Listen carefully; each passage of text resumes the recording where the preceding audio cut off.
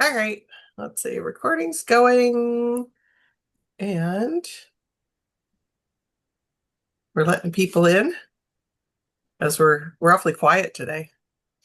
So maybe Well, Wonderful. we something were happened over the chatting about weekend. Maybe not something fun things. happened today. I don't know.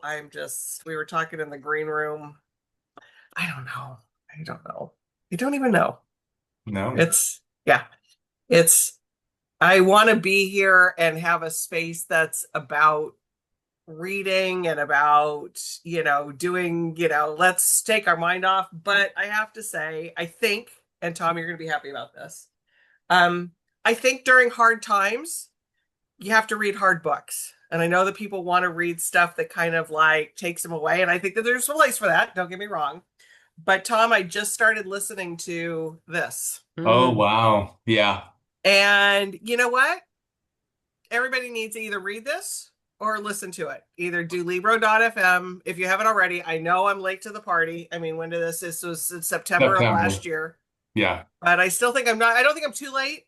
No, and I'm so glad you're talking about it because it's a book that not enough people have ever been talking about since it came out. And Right. I think because it's so painful, but It's so necessary. painful, it's so necessary, and it asks one really great question. Not about the justice that Emmett Till didn't get, but why it happened in the first place. Yeah. Yeah. Why it happened in the first place. A 14-year-old boy whistled at a white girl, and he was murdered for it. So that's the ultimate question that we have to be asking ourselves a little bit about everything that's going on right now. But also, he didn't even whistle at her. She admitted later that he made it all up. Right, right. But I But mean, she but made what, she but Forgot made it why, up. that. but what these white people thought, Right. what these white people thought was that he did. Right. And And he for that, and Wright Thompson digs so deep into the past of the soil of the place, like how that place existed as it did. That's what was so remarkable to me. well, and what I find super remarkable, um, that the barn like survived. Yeah. Like everything else around it pretty much got wiped out, but this barn survived. So, anyways, I don't mean to be a toot, but Thank you, Julie. I'm listening to it. It's fantastic, and yeah, I know we're going to be talking about some lighter things. I have a lighter thing to talk about later too, but I just think in hard times we have to be reminded of how we got here, and we need to just Well, keep the course. these are important historical documents because there is, not to get too deep, but there is a concerted effort to erase the not so pleasant history of this country right now. And so Well, that's what, this in its own town tried to be erased. Yeah. So Yeah. yeah. it So starts from the beginning of some of these yes, things. so So it's even more of an important document than it would have been just on its own. right. Yeah, it's so timely. And All you're right. right. So And one more thing is just yeah. that the we have been trying to erase that history continually. It is happening now in a concerted way, but it's never went away. Never went away. Yeah. And so we have to be diligent in what we choose to read, with the limited amount of time we have to read. So Oh, there's my soapbox. I'll get off sorry. now. I'm joining you on the soapbox one last time. And this is also why I think we all do what we do, is because books have this, the physical object that has this lasting value that it will continue to have no matter what. So that's Absolutely. why once in a while we publish books, quite often actually, all of us, that have this kind of meaning. Very, very, very true. And I mean, and like I said, don't get me wrong. Hey, we all need the palate cleanser. We all need the palate cleanser, but we do have to continue to read the tough stuff. So with that, we're going to go in order of Liz, Andrea, Julia, and Tom. And I think the screen's set up for you. So welcome everybody. Thank you for coming. Thanks, reps, for being here. Wouldn't be this without you all. So thank you for taking the time out of your day to be here with us. So okay, Liz, what you got for us? Okay. I have got, so this week, we have three novels, really big novels that are publishing tomorrow. Beginning with Layla Motley, The Girls Who Grew Big. So it's a really special story about a group of teenage mothers in a small Florida town in the Panhandle. So many of you remember Night Crawling, which I think was Oprah Book Club's first um, youngest book club author ever. Layla wrote Night Crawling when she was finished it when she was 17 years old. Wow. So I think she's now in her very early 20s with this novel. So she's lives in Oakland. She was Oakland's poet laureate. She's just a beautiful writer, but it's also this to me, I mean, it's fiction, but it's this little told story where, people are have so many assumptions about teen moms. And so it's this portrait of this group of teen moms, including, well, it just opens with it's such a great birthing scene, really intense, really graphic, placenta and all, and you just get into the heads and the voices of these characters. So, including our main character in a lot of ways is 16-year-old Adela Woods. She's been banished from her comfy home in Indiana to her grandmother's home in Padua Beach, Florida. There she meets Emery, a girl who's, standing tall, bringing her newborn to high school, determined to graduate. And then there's Simone, who has 4-year-old twins. And this is just kind of a group of outcast moms. And they're raising their growing brood in the back of Simone's red truck, spending a lot of time together, navigating friendship and love. And as Simone, one of the things she says in the novel is teen mom, like Florida, are the country's favorite scapegoat. So, the town treats them like they've all lost their way and has very low expectations for them, but they're way more than how they are judged, and they're just finding their way and navigating motherhood and just this paradox of girlhood. So honest. Again, even though it's fiction, it just feels so real. And it's just a novel that has expanded my perspective, and it's like a prime example of a novel that creates empathy.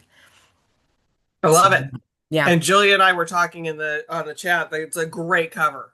Such a Oh, good cover. I love that cover. It's such a good Says it cover. all And in a lot of ways. I think, I'm going to totally butcher this. I'm going to completely butcher the saying, but there's a saying, somebody way more famous than me has said it, but something to the effect of that fiction lets you tell the truth. Like, I don't know. I mean, it's something to that, No, it's this idea. I mean, I read, I think it was I can't remember. He was John Gardner. He was Raymond Carver's teacher. He had a great quote that to me summed it up. It's a little graphic, but it was like, anyway, he was there's truth and then, there's facts.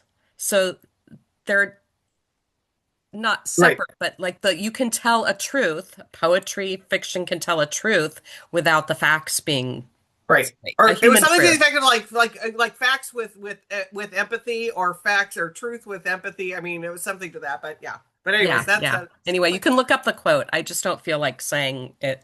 It's a little Okay. foul. I love it. I love it. And we have to stop for just 1 second. I know we're like taking some time here, but we have to stop and say happy birthday to Beth Doherty. I think she's going to have her birthday on Wednesday. Our famous Beth. Happy birthday. Happy birthday. All right. Andrea, what you got for us? I want to talk about the Gokharan tree in the middle of our kitchen. This is an Iranian novel. I didn't really think about where it hails from or like the country of the author's birth. But it is, it's a June publication, and it's a mighty novel and is worthy of talking about. So we're going to talk about it. Love And it. this basically spans 50 years in modern Iran, and it deals with the revolution, politics, a sprawling family um, with 12 children, love, loss over this period, but especially focuses on the disappearance of the 12 children in a magic castle one night long, long ago. And then all the spokes of this story radiate outwardly from that. And it's just a beautiful novel. I love the multi-generational novel. There's something about it. And I also think that authors who can handle that material and that, the complexities of a plot like that are really, are impressive. And our author here is quite amazing. This was, let me see, let me look at my notes here. Her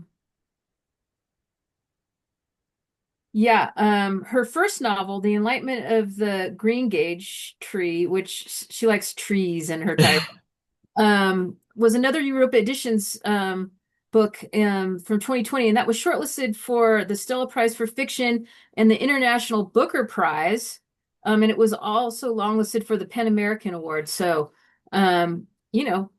this author's got chops. In 2010, after several arrests in Iran around her journalism, Shakufah Azar had to leave. So she's fled the country and continues to write. And this cover, talking about, here's another Dynamite cover. I was going to say that. Yeah. And this is just a really wonderful novel. So, and there's a little stack of it at Warwick's for you to go down there and get it. And we love Europa. I love pretty much Europa doesn't do a bad book. So that's how I feel about Europa. All right, Julia. Okay, so I went the fun times route I like it today. And I have my first book is The Great American Retro Road Trip, a celebration of roadside Americana, by Rolando Pujol. So Rolando is the child of Cuban immigrants and has such a wonderful perspective on the United States and on the Americana and the sometimes totally kitsch roadside attractions of the United States. You can see it's a really fun book to look at. There's great different chains. In California, he's got all these wonderful different motels and all over the state, all over all of the United States. So you can see there's Mountain West. Hang on, I'm gonna stop sharing because I do have the book right next to me. But the California pages, the dinosaur in the desert. Yeah. So it's just this totally fun and wonderful look at this roadside Americana kitsch, where you can find it and sort of what is still there, what used to be there, but a lot of it remnants. If you're a old California person, Anderson's split pea soup. Oh God, yes. My father made us stop at every time we drove to Southern California from Northern California when I was a kid. But so, it's just a really fun, I think it's a great sort of book of those things. And if you were going to go on a road trip, you might be able to find stuff that you wanted to stop at. It's not a guidebook, I will say. It is well, that's what Diane's asking was if somebody's tracking a trip on Route 66, there's probably some things on there. There's a lot of Route 66, yes, and talks in depth in the different sort of, because he breaks it down regionally. California gets its own chapter, but the rest of the country is sort of regional. And so, the chapter in the desert Southwest, the chapter in the Mountain West, the chapter in the Midwest, all of those have big Route 66 stops, including my favorite, what's not on Route 66, but Wall Drug in South Dakota, which if you've ever driven through South Dakota, it's bananas. It's bananas. They advertise it for like 200 miles, and by the time You you get have to there, you're go. like, what is this? I Right. must know. You have to go. And then you know, and then Yeah. you end up knowing. Right. My Um, daughter so lived on an Indian reservation in South Dakota. We went to Waldron. Yeah. Waldron, what a place. What a place. It Anyway, is. so it's just really fun. And I think if you're doing a road trip, it's kind of a good thing to have, but it's also just a nice like book to have on your coffee table and find fun things in it. So Well, exactly. And one of the things I saw, one of the pictures was Waffle House. How do we get a Waffle House to come to California is what I I want to know. know. I think California's labor laws are too stringent for the Waffle House, I kind of love that to so be much. honest. I kind of love that so much. Oh, that's pretty funny. Yeah. I mean, anytime you go out of state, it's like you got to hit the Waffle House. I know. I know. And you There's never know. I mean, the Waffle House, like, what's the thing in Bad Storms? It's like the Oh, yeah. rule or something like that, where like if the Waffle House is closed, you know it's bad. It's bad. Yeah. It's like if they stay open, and it's like, I mean, I'm sure everybody, some, people have done it, but it's like there's a book in every one that you go to. Oh yeah. You can write a book about every character that's in every one of those. There's a great episode of one of Anthony Bourdain's shows, I forget which one, where he goes to the Waffle House with the author of he's the South Carolina chef. I'll get the name. But they go, and it is one of the best episodes I'll have ever. to look it up. Yeah, I'll put the name in the chat. But yeah. All right. All right, Tom, what do you got for us? Okay.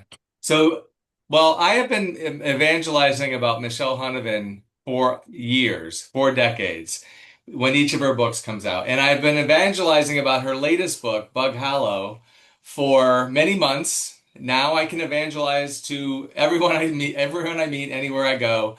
The book is out. It came out last Tuesday. So it's Bug Hollow by Michelle Hunovan. And so she is truly one of the great undiscovered, I mean, to the mass all readers around the country. Most people don't know Michelle Hunovan's name, but she's been writing beautifully. She's been winning awards for decades. And now this book, I feel like this is the book that should connect with the most readers. So Bug Hollow is the story of the Samuelson family from the 1970s, really not quite the present, but pretty close to the present. So we follow this family over 40 years, decades. It begins with the death of the sort of the golden child, the son, and in many ways it's about how what happened to him ripples through the lives of the entire family as we watch the parents grow older, as we watch the children grow up. So it's this great California family story. I mean, you get the sense from that cover. We all see that, that just brings something about that photo, the light, the car, all of that brings back that time. And so she wrote the book. Initially, she wrote the book as stories, like not necessarily connected stories. She just kind of followed her inspiration. And then when she had a good chunk of the book, she sent it to her agent, and her agent said, well, this is a novel.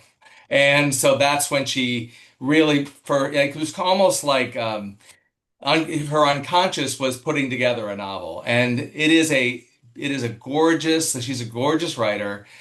She's been doing it so long. She's so skilled. It looks effortless, and yet nothing about it is effortless, but it feels that way.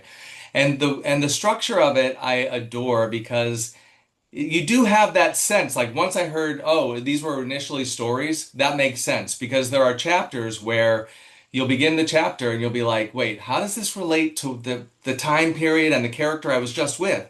But slowly but surely, she draws the strands together and weaves this incredible story that in other hands, this family story, it could be a 600-page book, but it is just a normal 300-page, less than that probably, novel that is elegant. It's beautiful. It is my favorite novel of the summer. I have two favorites for the summer, two favorite books.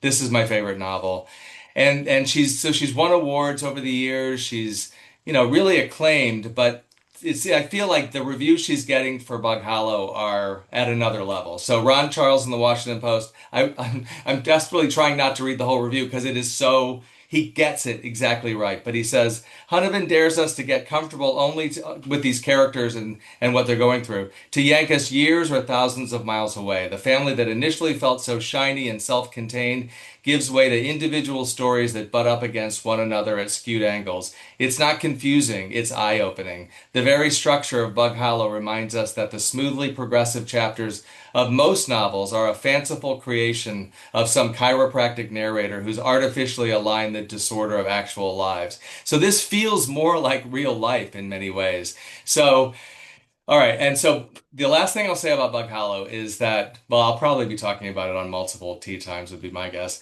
But for today, when I think of Michelle, and I've known her for many years, I think I associate her so like she's central in my mind to Altadena. So when I first heard about the fires, my first call was to Penguin Press to say, please tell me Michelle didn't lose her house. Well, of course, she did. She did lose her house. But she's planning to rebuild. She's, you know, she is quintessentially Altadena, and the book is about that place. And so now it's a, you know, it's haunting in a way if you think of it that way, but it is a tremendously pleasurable read. I mean, I can't tell you how the chapters just flowed for me because she's so good. So She's so good. No, Bug I agree. Hollow, Michelle Hunnebin. Agree 1000%. Just everybody just read it. It's just one of those novels that's just a novel that everybody, you just read it because it's just so good. And Julia, you beat me because I was going to say it's not the new Barbara Streisand, it's the new Mike Nichols. Yes. Pick your luminary. Yes, could be And either I was just one. going to say, Tom, just It right hates now, me. just go ahead and put it on that shelf that's behind you. I know Just that's go ahead true. and stick it right there. And just wait in 2 more weeks, I'll tell you about the other one that I All right. won't stop talking about. Oh, can't wait. He's teasing us, everybody. So he's not going to give us a teaser on that. No, Bug Hollow is everything you said and more. It's just one of those just picture perfect novels. It's just And really I think good. if you like Elizabeth Strout, if you like certainly Claire Lombardo, Alice Munro, this is the book for you. That's good. All right, thanks, Tom. Okay, Liz, what do you got for Well, I us? just want to say, I hope she gets her due. I think she Me even wrote too. for the LA Weekly like so many years. I mean, she's just been in my mind, and kind of like Susan Straight writes out of a, to me, unlikely part of of our Yeah. city. I love where she lives and where she writes from and her writing. And anyway, Well, oh, and Kim was on here saying that she's been seeing Bug Hollow everywhere. It's for a reason. It's like everybody, yeah. it's that good. No, that's so good. So, it's a good segue to my one of my favorite novels of the summer, maybe my favorite. I've been reading more nonfiction than novels, but anyway, is A Beautiful Family, and this is a debut. So it's a debut out of New Zealand, by Jennifer Trevelyan, who's written some children's literature and also been very into photography. So she is a mom and a writer, and I've listened to interviews, and it was one of the first novels I read on our summer list that I just really liked. It's one of those that like people weren't talking about that much at the beginning, like, and then it's just grown and grown. And when we went to conference, there were people there saying my favorite book on the list is A Beautiful Family. So anyway, A Beautiful Family is really, to hear the author describe it, and who better to describe her own book? She says it's a coming of age mystery. So mystery readers could read this book and just find a lot there, but it's so layered about family dynamics. And it's set during a summer vacation on the coast of New Zealand in 1985. And this is where Jennifer spent her summers as a child as well. So there's some autobiographical elements for sure. And I do love a well-written novel with a young protagonist, a young narrator, and that's 10-year-old Alex here. And Alex is just, her family's falling apart. Her mom wants to finish a novel, autobiographical element there. Her dad is not paying attention. Her sister, who she used to do everything with, and again, the author had two older sisters, is now starting to drink and starting to date, and just their relationship is changing, and she's super lonely, and she meets a friend, a young boy on the beach, who tells her about this local mystery about a girl who disappeared. So they spend their summer trying to solve this mystery. But meanwhile, there's a neighbor who is really interested in the family, and I just can't say more about it, but just to say, and Tom has heard me say this before, but this novel reminds me of the tone of Joyce Carol Oates's story that got turned into that movie Smooth Talk, starring Laura Dern, and also this creepy element of the movie 1 Hour Photo with Robin Williams. It's just Oh yeah. the authors really loves, like, Rebecca by Daphne du Maurier is one of her favorite novels. She loves gothic elements, dark things. But also there's a lot of 80s nostalgia here. The older sister Vanessa walks around with her Walkman, the only tape she plays is True Colors by Split Enz. And just it's such a good book. And it'll get reviewed and all of that, but just I needed to talk about it because I'm just not sure it's going to be everywhere. She's in New Zealand. She's not touring as far as I know here. So just remember this book. I know that there are some at Warwick's, because I can't imagine somebody not liking it. I love it. Does it have like Liz Moore? I'm feeling like it's got like some God Yes, of the I read Woods God of kind the of. Woods. I can see that if somebody liked God of the Woods, that there would be this, but I would really love the family dynamics, and No. just this loneliness she captures with her sister not wanting to hang out with her anymore. And there's some meanness between this. Wait, are you writing about me and my sister? Well, you would love the opening page of this where she can't even like sit in the car touching her sister on the way to to Huh. their My sister was 7 years older than I was, and she was on the phone talking to whoever that 16-year-olds talk to. I was sitting outside. I was told to go to bed, was sitting out in the hallway just because I was locked out of the room. Oh, So we yeah. shared a room. So That it's like could be a scene in this book. big sisters. I love it. All right, Andrea, what do you have for us? Well, not anything light, but another book that is publishing tomorrow, that I think has quite a lot of resonance right now, and people will want to read about this. This is from New Press. This is they're a nonprofit press, based out of New York City, and they are progressive. They publish progressive and left of center titles for sure. That's their bread and butter. And this is The Great White Hoax: 2 Centuries of Selling Racism in America by Philip Kadish. And this is a like stunning synthesis of 2 centuries plus of American history, following the hoaxes, bogus science, rigged data, um, and like ridiculous like political lies, and fake news, basically, that have kept American racism alive during that period. And it basically spans, as I said, we've got a couple centuries in here, but the highlights or lowlights would be during the Civil War, just spurious fake news stories about uh, Lincoln trying to um, dilute the pure white racial blood. W.D. Griffiths, his like racist uh film. It talks about Ford and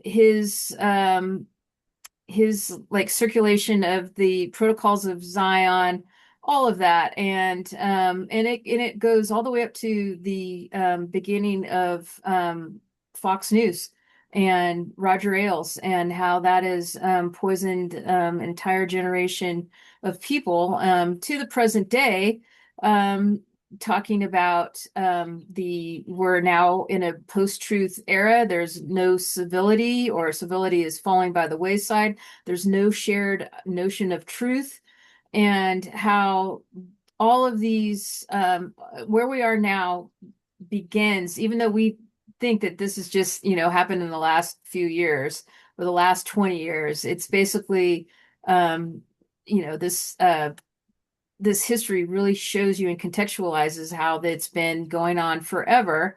And now it's just a little bit more concentrated because there's a lack of shared truth. So it's just an amazing history, and a lot of stuff that you wouldn't have thought about. You're going to learn stuff here. Even though you might know some of, Birth of the Nation, of course, the W.D. Griffith film, and et cetera, et cetera. But many instances, and like, the science, like the fake science that people use to try to assert that Black folks were inferior to white folks. It's just staggering, the volume of this stuff that we've had to deal with, and it has been like forced down our throat for generations. So let me see here. What does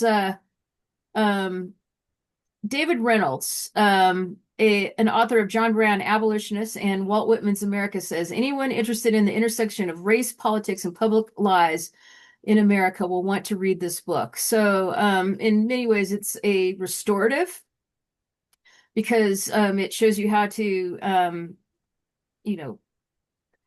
challenge the lies, but also like analyze like its effects on you and your family and your community.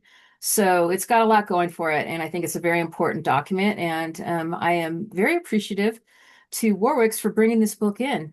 I love it. Yeah. No, it's another one of those important books that people need to read. And I don't mean to be the Debbie Downer in the room, but AI isn't going to make things any better.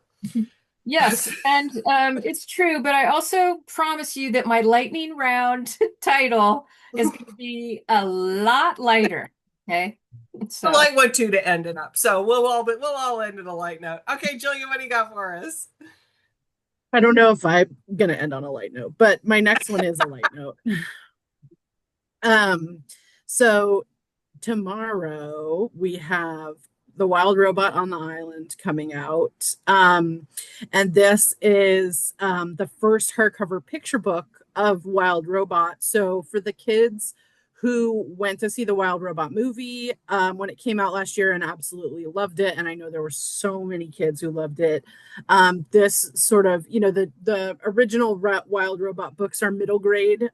So they're for, kids who can read a chapter book. And this is a picture book for the kids that maybe aren't at that reading level yet, but love the Wild Robot. So it's got wonderful illustrations. It's the story of how Roz, the robot, sort of for the beginning of the story of the Wild Robot. So it follows a bit what the movie did. So it'll be a story that's somewhat familiar, though, with all of these lovely illustrations, and you can read again and again.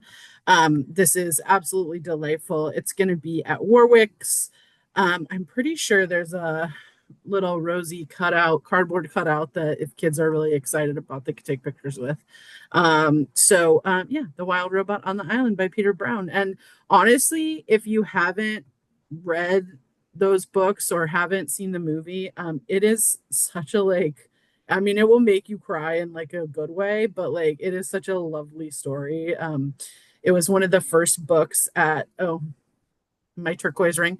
My mom bought it for me. But thank you. But yeah, so it's just a lovely story, and one that really I don't know, seems to resonate with people. So yeah, and I think it's a good time now for, like you said, I mean, it's we need more of that.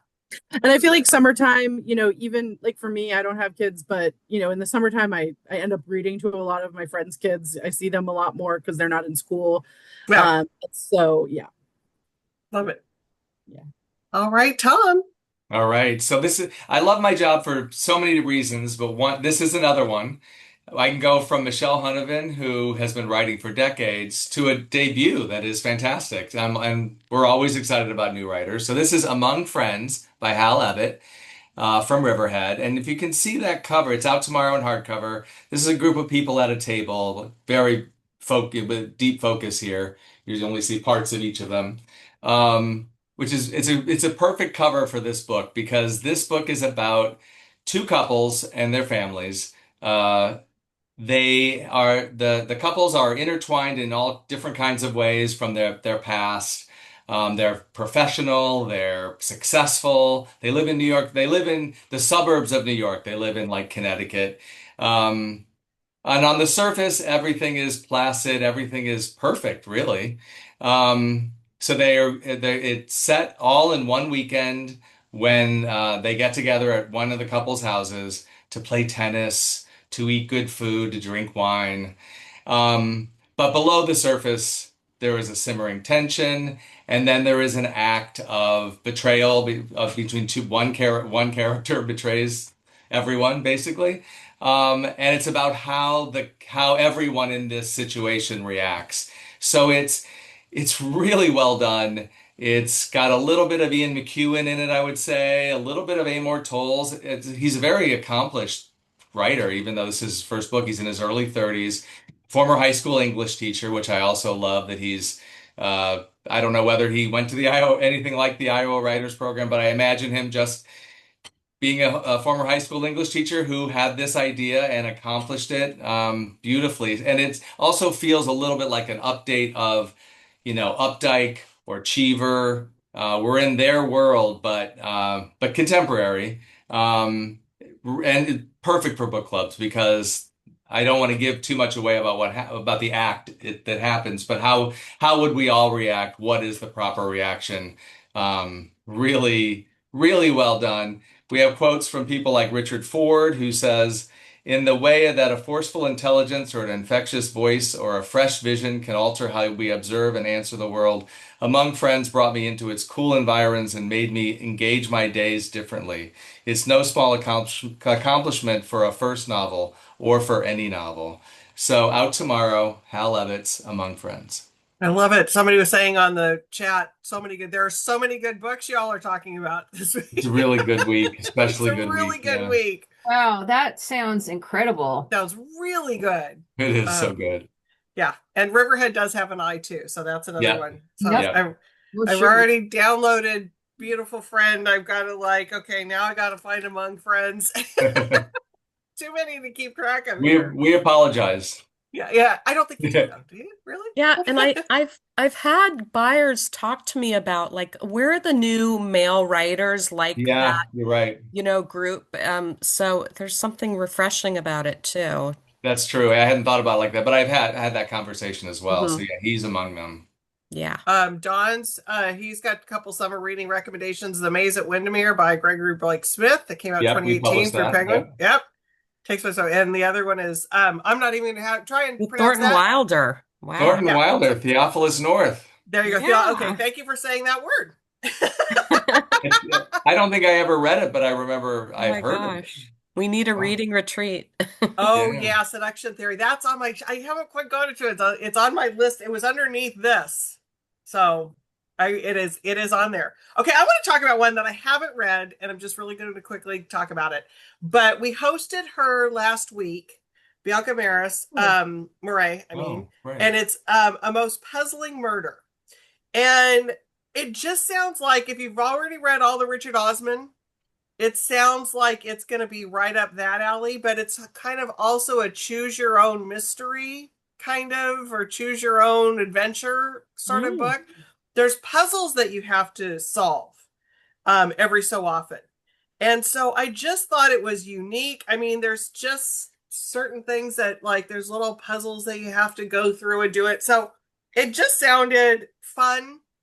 in that Richard Osman kind of way. So I think if you're into, the fun mysteries and, choose your own adventure and like solving puzzles, And like Jasper Ford, remember Jasper Oh yeah, Ford? sure. yeah. So it's A Most Puzzling Murder by Bianca Murray. So I think might be a fun one to pick up.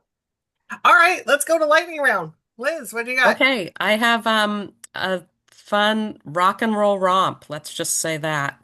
Novel again on sale tomorrow, White Python World Tour.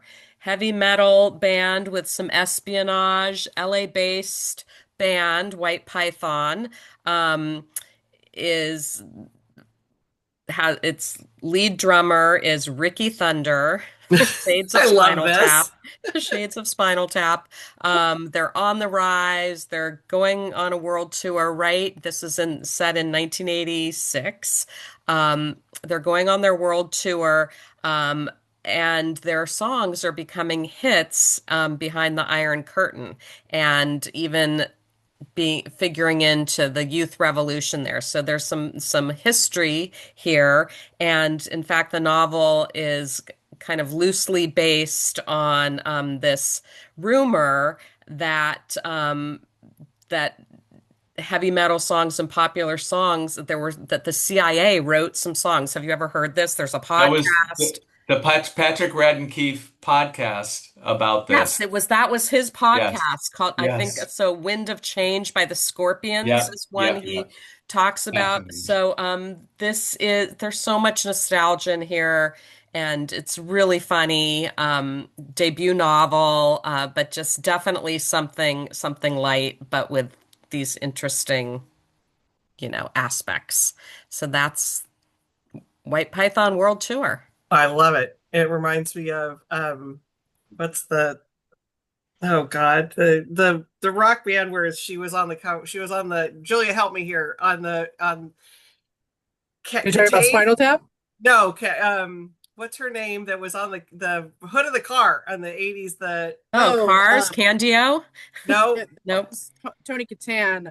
yes And Oh, he's on oh, the cover. It's Whitesnake. White Snake. That's what I when I Oh, said right, that White white Snake, python. totally. All I could think of was white. Thank you, Beth. We were going to get there. Sounds like 3 syllable. Also, I must say the plot of there being subliminal messaging in music is the plot of the Josie and the Pussycats movie from 2001. If no one's ever seen it, it's one of the best satires ever made. One of Oh, these has to be, because I always invoke movies too. We have to do a tea time where it's like pairing with a oh, that'd show. be fun. oh, that would be super fun. That'd be so fun. All right, Andrea, what do you got for us for lightning round? Right, a light lightning round. The Red Queen. This is a Richard Jury mystery from Martha Grimes, 93-year-old Martha Grimes, and she's done it again, folks. This is her 26th novel in the Richard Jury mystery series. She's an international bestseller. She sold 10 million copies of her mysteries in America alone. She's been published in 17 countries. I don't even know how many copies she sold in the UK. And basically, a well-to-do gentleman is shot off of his bar stool, dead, in the Red Queen, a pub, while people are sitting right next to him, and somebody has shot him from outside. No one has seen a thing, and that begins this incredible mystery journey. And it's like a small little village pub. And Richard Jury is a member of New Scotland Yard, and he and his intrepid assistant are assigned to interview everyone associated with him, anybody who was in the environs, and everybody has a different opinion about the victim.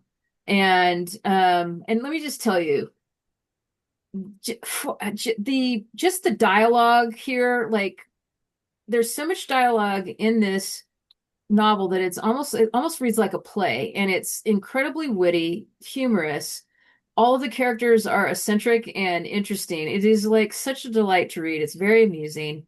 And I just think it's a darn good winner for a summer read. And I just love that she's 93. Wow. You Me know, and too. she's still doing it and it still holds up. And we all we all should be there. So, we all should be that way when we get there. So, I love it. I love that a lot. And I'm sorry I burst out laughing when you said he was shot dead on the bar stool. Marshall, he just keels over. And I I think don't know why I isn't thought that was funny. every one of her books named after a pub? Isn't that the thing? Actually, I don't know that. This is like her second book that I've sold from I mean, Grove. we sold a bunch too, and I think that was the case, and this would be the Well, that's really interesting, and no one has told me that at sales conference. There's no backstory for that. So I'd like to say thank you for letting me know that so I can tell my book buyers the next time I see them with with a Martha Grimes book. there you go. Yeah, she's drink is like liberally discussed and um That must be it. in these books for sure. So anyway, yeah, they're total it's so delightful. I mean, just like I cannot believe the repartee between these eccentric characters. It's really great. So I love it. Elizabeth is confirming what you said, Tom. I Yeah. think. Okay. And Dan, is it Wow. Dan, was it you that was bringing up the Danzy Santa? I think. Yeah. Um, anyways, so he was reading colored television and appreciating her humor. Love Yeah. it. Okay, Julia, what's your lighting around? Okay, so mine is oh whoops, I did something wrong. Mine is it has to do with um unfortunately, like I said, what we've been seeing here in Los Angeles these last couple of weeks. But this is maybe a little bit of hope.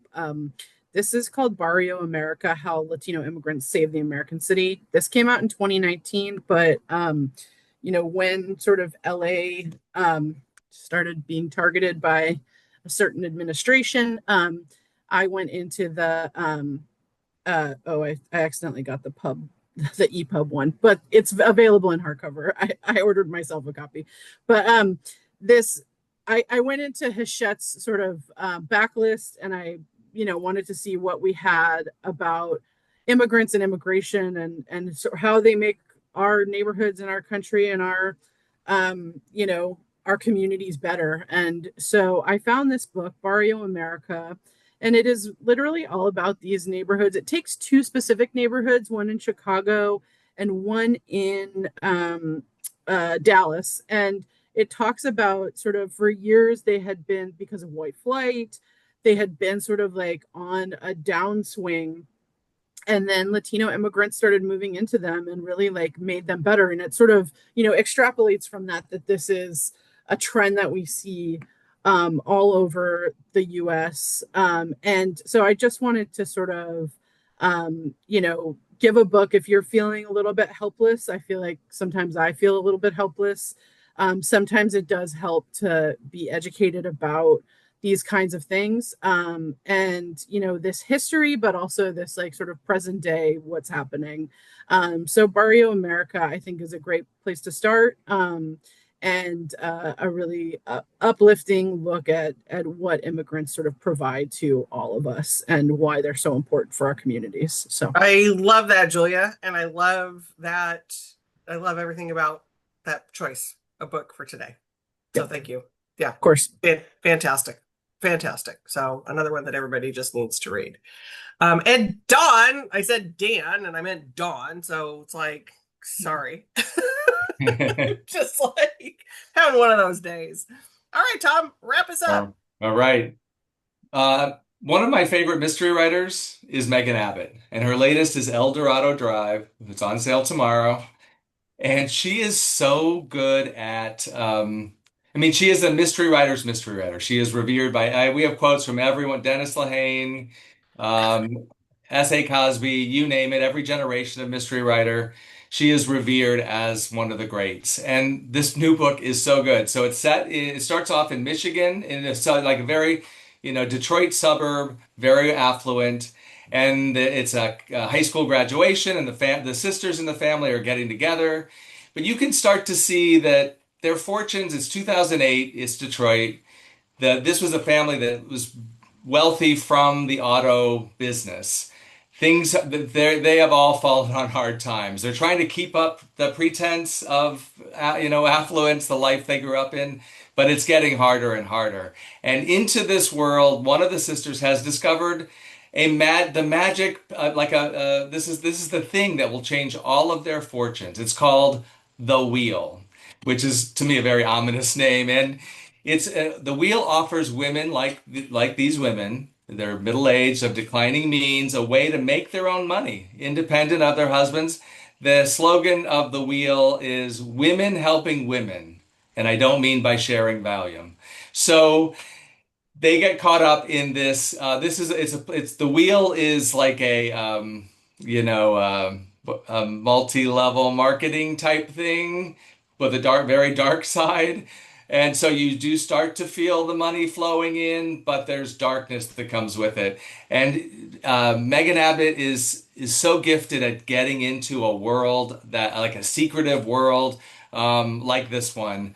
It's perfect.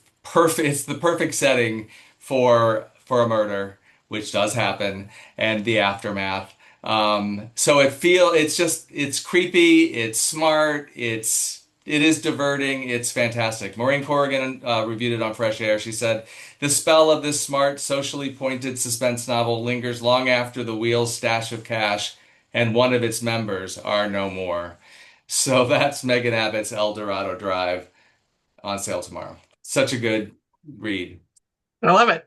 I love it. We absolutely, this might be one of the best tea times we've had in a while. Something for everyone. We have covered Yeah. the gamut today. It was really this was a really good one. So, sorry everybody, you have lots of books that you're gonna have to buy. Because they all sound really good. Thanks for everybody tuning in every week. It's really great that you take the time to come and listen to what we have to say and the books we think are important and should be on every shelf in America. All the books. Thank you, Andrea. You said it way better than I could have. We do. We appreciate everybody coming in. And thank you, Lori. I love that it's her favorite part of your week. I have fun doing it, and I'm glad you all are still joining us. And thank you, reps, for coming in. It really is. Couldn't do this without you all. Same for us. It keeps me going. Yeah. It's so fun to see everyone. Yep, yeah, it's fun. The reason that I'm not here sometimes is because I'm on the job or travel. Everybody's got travel, doing your thing. So anyways, everybody, read some good books this week. Don't try to stay, you got to stay informed. You do have to watch the news, but do it in little small doses. Little small doses is enough, because truly it's like we can only really affect what's around us. So make what's around us better. So with that, everybody, have a good week of reading. Thank you. Bye. Bye.